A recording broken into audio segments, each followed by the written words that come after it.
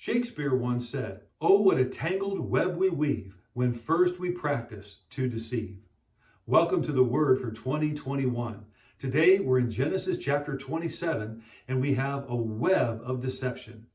In this chapter, we see that phrase being played out. Again, "Oh, what a tangled web we weave when we first practice to deceive" literally means that when we lie and when we act dishonestly, what we're doing is we're intentionally inviting problems and complications into our life, a domino effect to take place where eventually things are going to get out of control.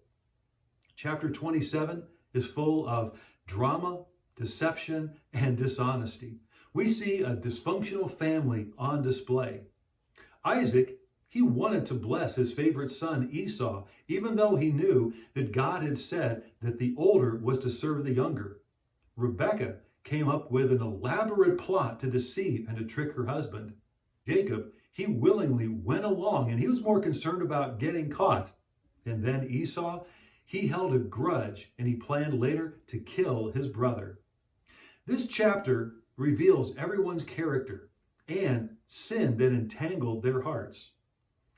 Again, Isaac, he tried to go against what God had said. He wanted to bless Esau. Rachel and Jacob tried to get away with their elaborate plan, and Esau, he nursed anger, rage, and retaliation. All of these are a sinful web that was surrounding all of them and holding them in bondage. The truth is that God sees everything and that God hears everything. And he says in his word that everything that is hidden will be disclosed. Jesus said in Mark chapter 4, verse 22, that whatever is hidden will be disclosed, and whatever is concealed will be brought into the open. Moses was talking to the Israelites in Numbers chapter 32, verse 23, and he said this, "Be sure that your sin will find you out." Again, nothing that is hidden will not be revealed. Henry Blackaby put it this way: sin is our most persistent, determined, and pernicious enemy. It creeps into our lives and entangles us. We can only free ourselves from its bondage if we recognize and call sin for what it is. If we call sin a mistake or a bad habit or a weakness, we will never escape its grasp.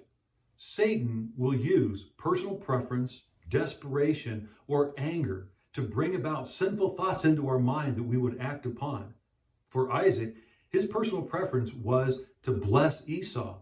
And so the thought of rebelling against God filled his heart so that he was willing to go against God's will to do his own will.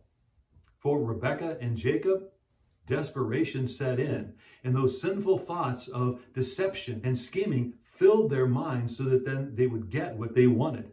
And Esau, anger filled his heart, and those sinful thoughts then led to retaliation and murder.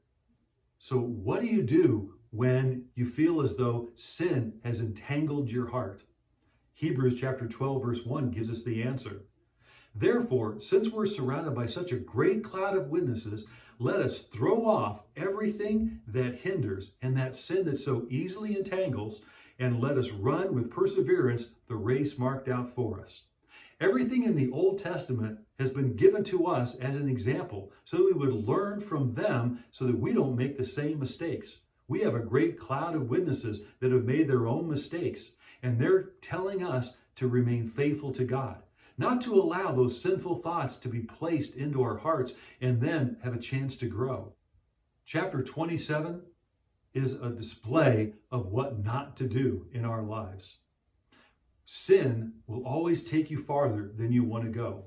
It will always cost you more than you're willing to pay. If you're entangled in sin, I want to let you know today that God can release you immediately, and this is how to do it. First, stop. If you know that you're doing something you should not do, if you're going in a direction that you should not be going in, stop where you're at. Confess it before God as sin and repent of it. That means that you turn and you go the exact opposite direction. You agree with God that what you're doing is not right and you want to go His way. You want to do what's right in His eyes. And so you repent.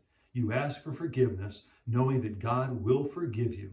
So you stop, confess, and repent. Then Satan has no foothold.